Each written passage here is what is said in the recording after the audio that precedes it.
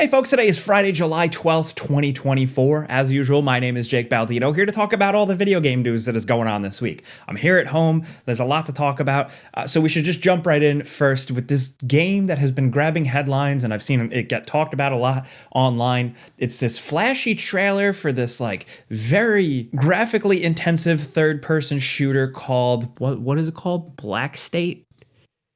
Just the most generic name. Okay. So yeah, while I did immediately forget the name, this has been making an impression on people because it is an Unreal Engine 5 game. It is from Motion Blur Studios, a Turkish game studio, who they haven't done too much before this, and what they have done is very different. But this took a lot of people by storm, and a lot of people saying it's a bunch of things. Like it's Metal Gear Solid meets Portal. From what I see with this, it looks to me more like Metal Gear Solid 5 Phantom Pain, more kind of like open combat scenarios, meets something like Black in terms of type of scenarios, meets something like Fear in terms of like the slow motion effects and explosions and bodies flying everywhere. It seems a little creative with those abilities. Now, with this game, though, I will say off the bat, I have grown cynical of these Unreal Engine tech demo looking style games where you can look very closely and see that there's not a lot of substance there other than what is immediately shown on screen. I know a lot of people have been talking about like the fact that it's like a stealth third-person action game, but the stealth looks very simple. But I will say the shooting and some of the creativity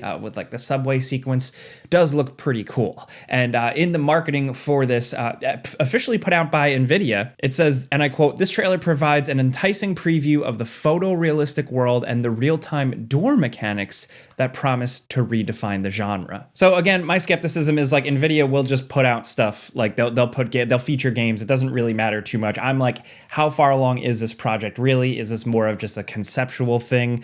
Is there actually substance here other than just the style we see on screen here? I will say cool enemy types. I like that big enemy guy that shows up at the end that just has like a raincoat on. I don't know. That's cool. I will defend one thing with people saying that this just looks kind of old school. It feels like an early 2000s shooter.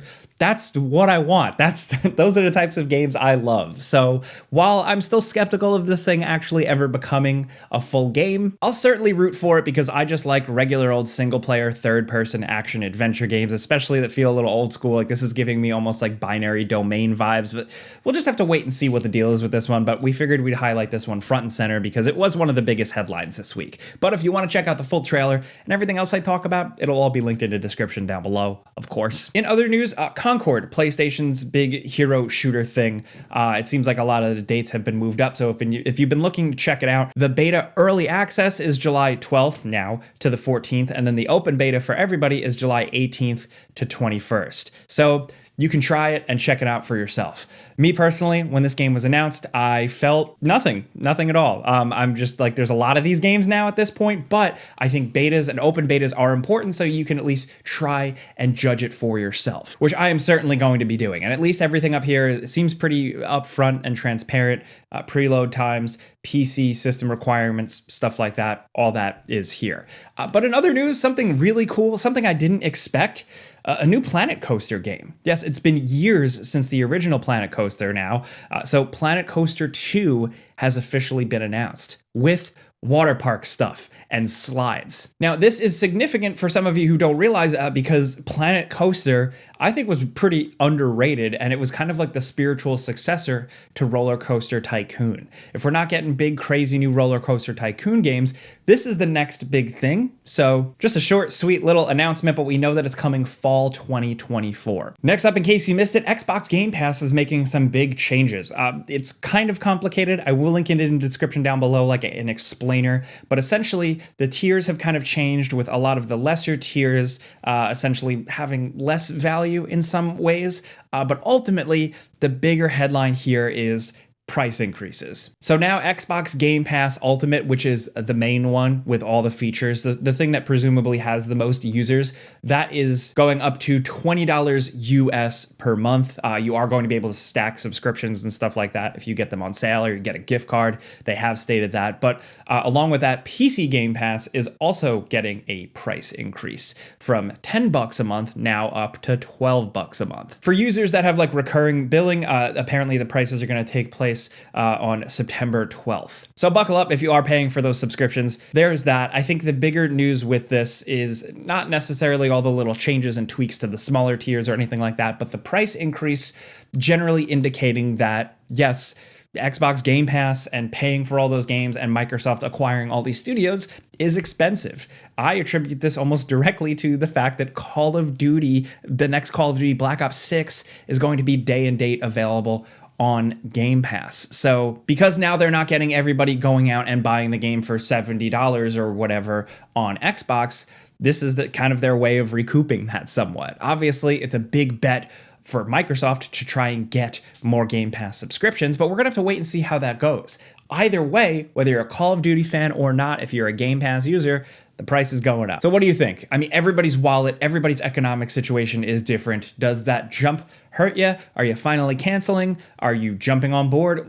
How do you feel? How did I say that? How do you feel? I'm stumbling over my words so much today. How do you feel? Let me know. Hey, now jumping over here real quick to talk about shoes. What if there was a shoe you could throw on anytime, any day that let you go anywhere, regardless of the weather or conditions? Well, that's where our sponsor of today's video, Vessi, has you covered. We've been recommending them forever now. They're our go-to dependable footwear. They got comfy shapes and styles and colors for every type of person and every preference. But the most important thing is that all their products are 100% waterproof, which is awesome and so powerful. Rainy day in the city, muddy out in the woods on an adventure, at work, you're covered. You're basically unstoppable, and these shoes keep your feet cool in the summer and warm in the winter. With the summer here, I've been trying to touch grass, actually go outside, go by the water, go in nature a little bit. And Vessi has been keeping me ready for anything, but specifically with their newer Stormburst low top. These are nice and comfy, easy to slip on, but they have a little bit more of a grippy sole if you're adventurous, and they're the ones I get the most compliments on. They're a little dirty right now because I use them constantly, but you can blast them with water and rub them right off.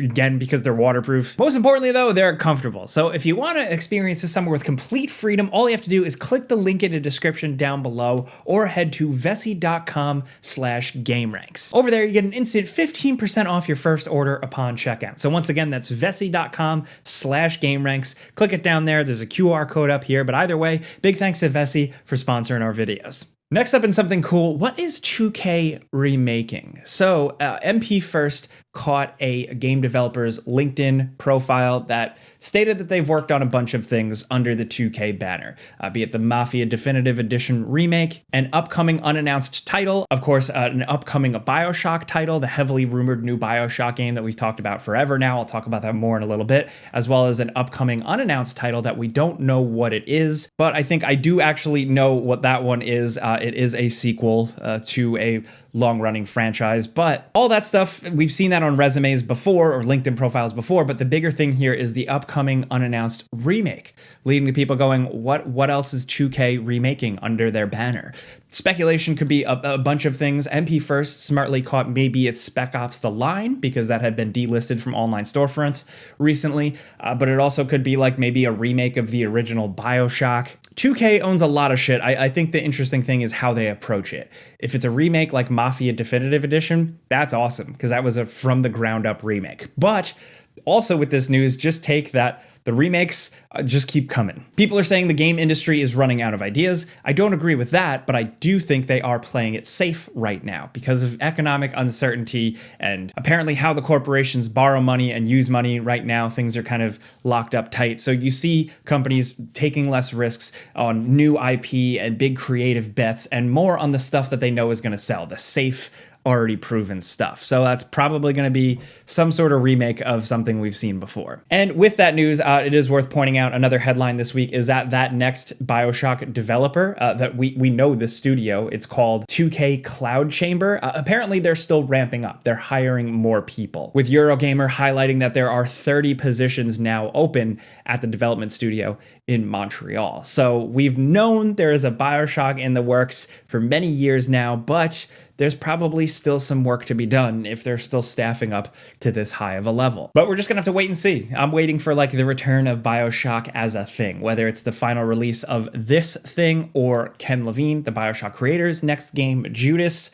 you know, we need something soon. I'm hungry. Next up, in terms of game releases this week, there was the first Ascendant that dropped kind of at the end of last week, but then this week we got another free-to-play live service game. It's Once Human. So I checked this out because I thought this looked a little bit more interesting than the first Ascendant. I did a before you buy on it. Ultimately, it is very much a free-to-play game with all those elements. It's got some cool monster designs and some cool world design bits here and there, but if you're a gamer with very discerning tastes and you're not into these types of like mobile free-to-play feeling things, probably not for you, but I figured I'd talk about it here and link the video we made in the description. Maybe it'll have long-term potential. I've been proven wrong before. I don't know, but anyway. Also, check out the trailer for this game. It's simply called Norse. This is like a narrative, turn-based adventure game set very strictly and almost like realistically in an ancient Viking setting, and it seems like they're going for accuracy, but also good, real, proper storytelling. I know this is just a flashy trailer, but it seems like they've actually got some of the sauce here. We have to see it to believe it, of course, you know, don't pre-order it or anything. I don't really pre-order anything, but this is interesting. And then the gameplay looks kind of like a Baldur's Gate 3 turn-based style thing. This was actually announced like 2 weeks ago. We missed it. It flew under our radar. It kind of flew under everybody's radar, so I figured I'd give it a mention here. Next up in other news, some small Star Wars Outlaws updates because it is releasing in August. There are preview sessions going on right now, so in another like week or so, I believe you're going to be hearing from some of the big outlets and content creators their impressions on playing some of the game. I have played it behind the scenes months ago, and I actually am cautiously optimistic. I'm very skeptical, and I've criticized a lot of Ubisoft games, and there's still some weird elements here, but I don't know. I think they might be onto something at least fairly decent. I think Star Wars games have had a pretty good run recently, but now we are starting to get a glimpse of how big Star Wars Outlaws will actually be in terms of size. So we know that there are 5 planets, and now new reporting from IGN is that 3 of the 5 planets in the game can be crossed in 4 or 5 minutes while riding a speeder bike. Now, some people hear that and think that's really small. I feel like some people will hear that and think, wow, that's really big. I lean on the side of that's pretty big because 4 or 5 minutes of just driving in a game feels like a while. Also, a speeder is fast. I mean, if you know Star Wars, you know those things zip. Still, we'll have to see. This is, of course, from the creative director, Julian Garrity. He's going to try and say all the right things, including in an interview reiterating that like 4 or 5 minutes nonstop, which doesn't sound like a lot, but once you're committed, it's a fairly large amount, and you're always going to be distracted. So we don't want things to be just big for big's sake. We need it to be contained, always fun, always proposing different activities. I like hearing that from a Ubisoft game, going for actual quality over quantity. But again, with all this, we're just gonna have to wait and see when it releases next month. We'll do a before you buy video on it and stuff. We got you covered. But in some cool news, the possibility of a Sonic RPG, not something I really had on my bingo card, but holy shit. So Sonic team head Takazushi Lizuka, if I'm pronouncing that correctly, did an interview with Good Vibes Gaming, and he said, and I quote, "Personally, I really like role-playing games. The RPG game format is a lot of fun, and I've even thought to myself, you know, for the past 30 years, we haven't done a Sonic RPG. Why haven't we done a Sonic RPG in all this time? How have we gotten to 30 years with no RPGs?" And he went on to say that hopefully he would like to work on a Sonic RPG before he retires from Team Sonic and Sega, and I would love to see that. It just feels like it makes sense. And in terms of like an actual business move, I think it's kind of proven at this point with the resurgence of Super Mario RPG and presumably the success of stuff like that. Smaller scale success, but still something, means a Sonic RPG could be a thing. And I think that would be really cool. Sorry if I'm getting a little like nerdy over the prospect of something like that, but I don't know. For me, it's something different, dude.